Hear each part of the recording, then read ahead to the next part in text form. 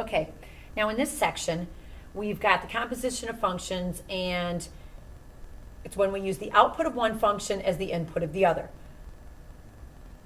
Order is important. Work from the inside to the outside, or right to left. Okay, this little circle means f of g. That's what that means. And sometimes it's easier when it's rewritten this way. You put the g function in for every x of the x function.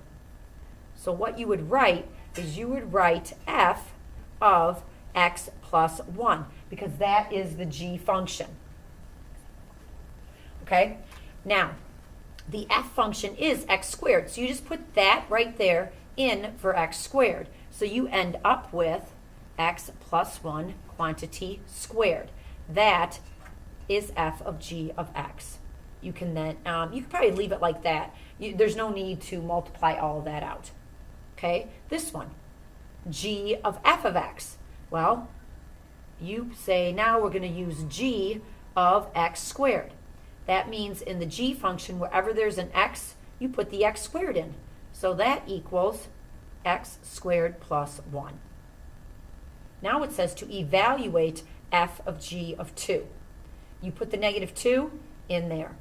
Negative 2 plus 1 quantity squared equals negative 1 squared. It equals 1. Put negative 2 in for this function. Negative 2 squared plus 1, which equals 4 plus 1, which equals 5. Composition is not the same thing as multiplication. They usually do not give the same results. All right. On this one, find the product of these two by multiplying. All right. Here you go right here. This one, f of g of x. The product obtained by multiplying the function is not the same as the composition above. Okay, what we're going to do right now is, again, two different functions. Let's try them. F of g of x. You take the g function, 9 minus x squared. You put it in for every x in the f function. Just like that. Okay? Could distribute it in. 18 minus 2x squared plus 1. You end up with 19 minus 2x squared. This one, g of f of x. Again, you take the f function and you put it in for the x. So this becomes 9 minus 2x plus 1 squared. You could simplify it from there. You could actually square that out just to see what you would get. And you would get 9 minus, and it would be 4x squared plus 4x plus 1. Distribute the negative in.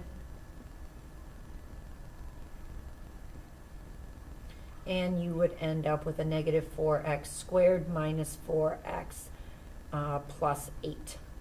Because you have a negative 1 and a 9. All right. Okay.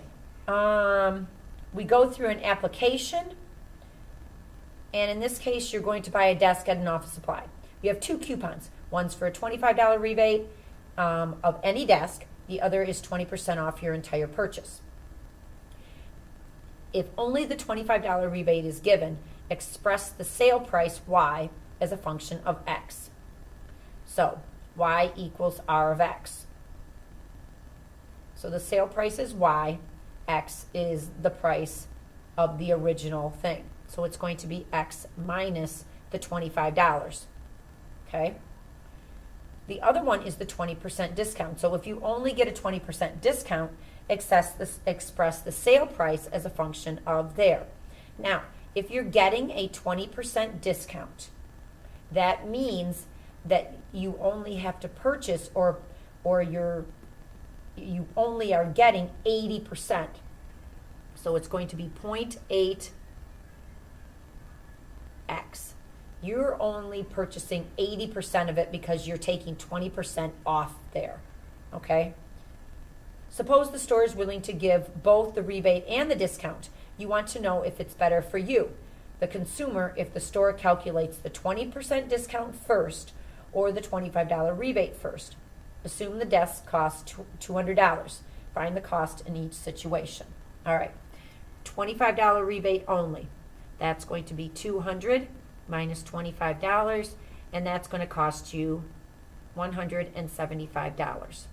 If you only get the 20% discount, it's going to be 0.8 times 200, and that is going to get you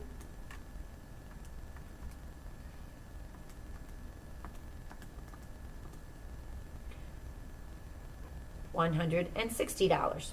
All right, first we're going to do the rebate, then we're going to do the 20% discount.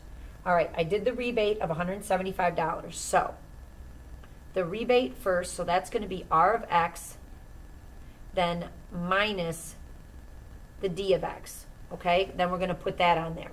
All right, well, hey, actually, it's going to go like this. We are going to find D of R of X because I'm going to do this first. We're going to take the discount of, what is R of X? R is X minus 25. Okay, so it's going to be 0.8 of the X minus 25. So it's going to be 0.8 times the $175, which is $140. That's how much your desk is going to cost you. Now we're going to take the discount first, then we're going to do the $25 rebate.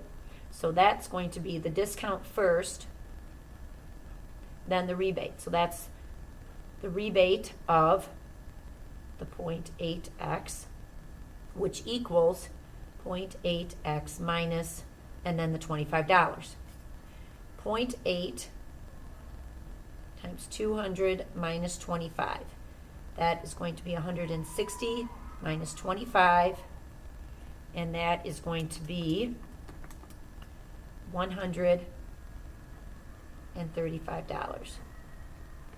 For each situation, express the sale price using the composition of functions for the desk with the price of X dollars. We did that right up there, okay?